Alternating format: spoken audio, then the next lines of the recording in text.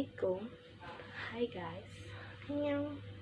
Jadi di sini aku bakal menceritakan cerita inspiratif dari Korea yang telah lama sebagai pecinta K-drama, terlalu aku streaming dan maratonin. Pasti kayak mikir, hah? Drakor.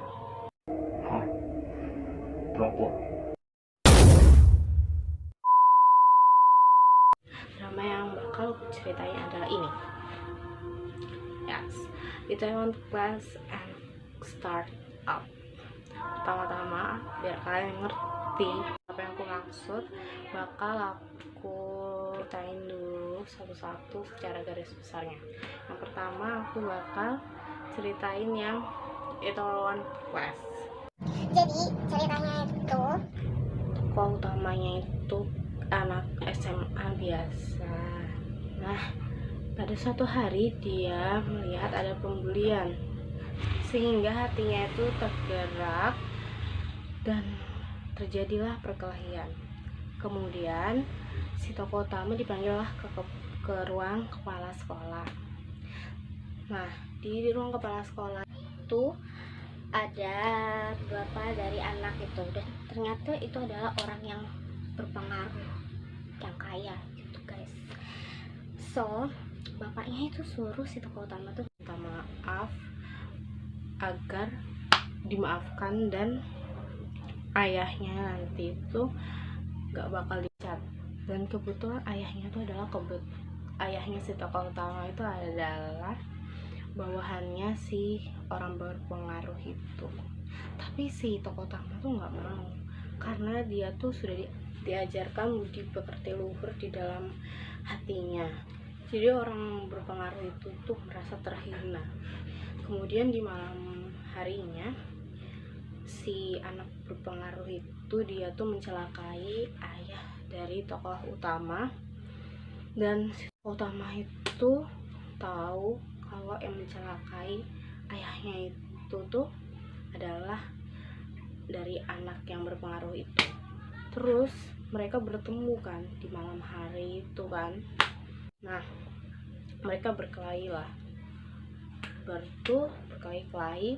Si tokoh utama tuh mau menghajar si anak berpengaruh itu pakai batu. Dan di saat bersamaan polisi itu datang untuk menghentikan mereka berdua, tapi si tokoh utama itu dijatuhi kasus cobaan pembunuhan karena melihat dia megang batu, dan si anak berpengaruh itu sudah babak belur. Nah, melihat situasi itu, si orang berpengaruh itu memanfaatkan situasi sehingga alhasil si tokoh utama itu jatuhi hukuman 9 tahun penjara. 9 tahun kemudian, setelah si tokoh utama itu bebas, dia membuka restoran makanan di Itaewon. Dia terinspirasi dari selama di penjara tuh dia mempelajari apa atau suatu hal apa yang akan dia lakukan saat bebas. Tetapi sayangnya restorannya tuh tidak berjalan lancar. Pada suatu hari ada tamu yang datang bersama teman-temannya ke restoran itu. Salah satu orang yang tamu yang datang itu adalah selebgram, dan dia memberikan saran. Kemudian dia bilang kalau mau saran lagi selanjutnya, dia meminta agar dijadikan manajer restoran. Pada awalnya itu si selebgram itu tuh ditolak, dan akhirnya si pemilik toko itu, yaitu toko utama, menerimanya. Lalu tokonya berjalan lancar, semakin lama mulai membaik. Nah, lalu si orang berpengaruh itu mengetahui keadaan itu, dan dia merasa terganggu. Lalu dia merencanakan rencana jahat dengan membeli restoran si tokoh utama itu agar bisnisnya itu gagal. So mau mereka tuh pindah ke restoran yang di gang kecil. Restorannya itu ada pengunjungnya, tapi tidak seramai yang di restorannya dahulu. Melihat hal tersebut, orang berpengaruh itu membiarkannya karena merasa sudah tidak terganggu lagi. Kemudian beberapa tahun kemudian, restoran si toko utama itu mulai berkembang pesat, tetapi belum menyaingi usaha dari si orang berpengaruh itu. Dengan berkembangnya usaha si toko utama tidak membuatnya menghentikan diri hanya dengan kesuksesan yang di situ saja. Kemudian ada kontes lomba memasak antar usaha restoran makanan yang disiarkan di TV dan itu terkenal, yang pada akhirnya dimenangi oleh usaha restoran si toko utama tersebut, walaupun diterpa oleh skandal serangan dari si orang berpengaruh tersebut. Karena kemenangan tersebut, restoran si toko utama itu semakin terkenal dan terkenal gitu kan. So, di lain sisi, si usaha si orang berpengaruh itu semakin penurunan saham karena tidak kompetentnya anaknya dalam bekerja. Dan semakin lama kemudian usahanya pun bangkrut.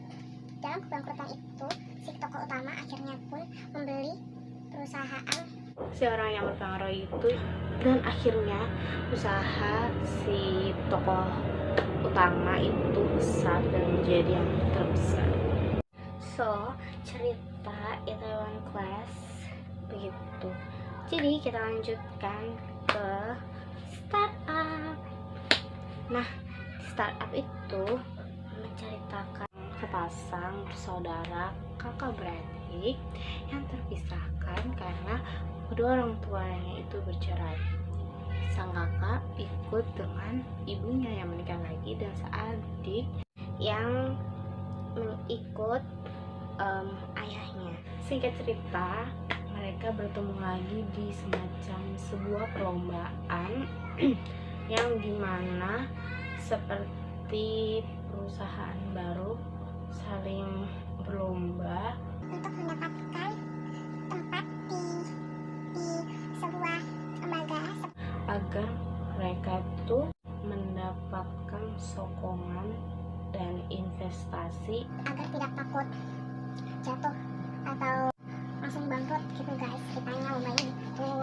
dan akhirnya kakak beradik itu memenangkan posisi itu, tetapi tidak berhenti di situ persaingannya karena mereka harus mencari perusahaan yang mau berinvestasi kepada perusahaan barunya itu agar tidak mati.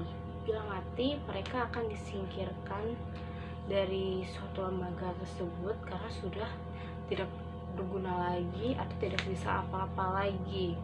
Nah, sang perusahaan yang si adik itu mendapat tawaran dari perusahaan asing agar bergabung oleh perusahaan mereka, tetapi yang diambil hanya programmernya saja. Jadi perusahaan mereka pun bubar. Lalu beberapa hari kemudian, usaha sang kakak itu dia mencari pegawai. Nah, si adik pun mengikuti seleksian pegawai di perusahaan kakaknya.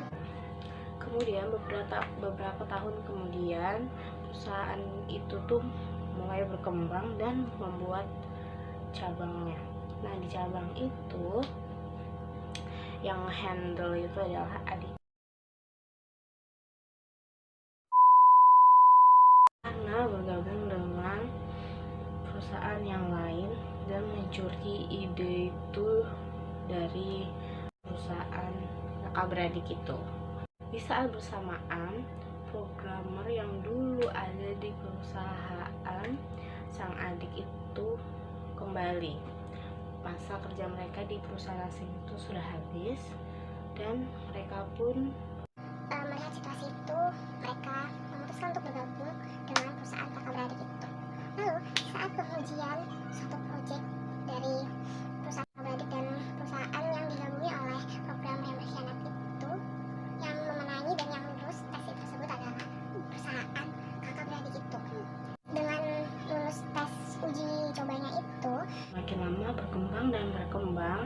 sehingga mereka sudah bisa menopang usahanya sendiri dan mereka memisahkan diri dari lembaga tersebut sehingga mereka menjadi suatu perusahaan yang besar.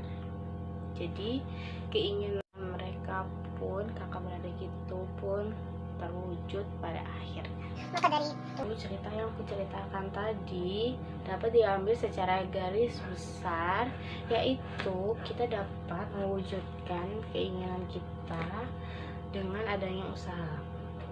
ya sih, usaha itu gampang kalau cuma diucapkan, tapi susah kalau Lakukan. Yes, aku seperti itu. Tetapi kita tuh dari kita sendiri itu malas. Nah, cerita yang tadi itu bisa diambilkan dengan adanya kemauan besar serta usaha itu dapat mewujudkan apa yang kita mau. usahanya itu bisa dari sedikit demi sedikit agar dari kitanya sendiri itu tidak merasa tertekan sehingga terhenti. Bila terhenti dan langsung usaha yang banyak, gitu kita akan merasa cepat tertekan dan gak bakal berkembang dan berkembang. Kenapa? Karena yaitu kita bakal terhenti kalau langsung berusaha banyak seperti itu. Jadi kesimpulannya, Pembicaraan kita ini dari awal sampai akhir adalah kita harus memiliki kemauan yang besar dan usaha serta diiringi dengan doa agar terwujudnya keinginan dan cita-cita kita. So guys, pembicaraan kita sampai sini dulu. Mohon maaf bila ada salah kata dan kurang. Oh ya, kalau ada alur dan ceritanya yang kurang atau perlu ditambahin lagi atau salah, nanti kalian komen aja di bawah. So, jadi semoga video ini bermanfaat dan kalian termotivasi ya. Assalamualaikum, annyeong, bye bye. I need somebody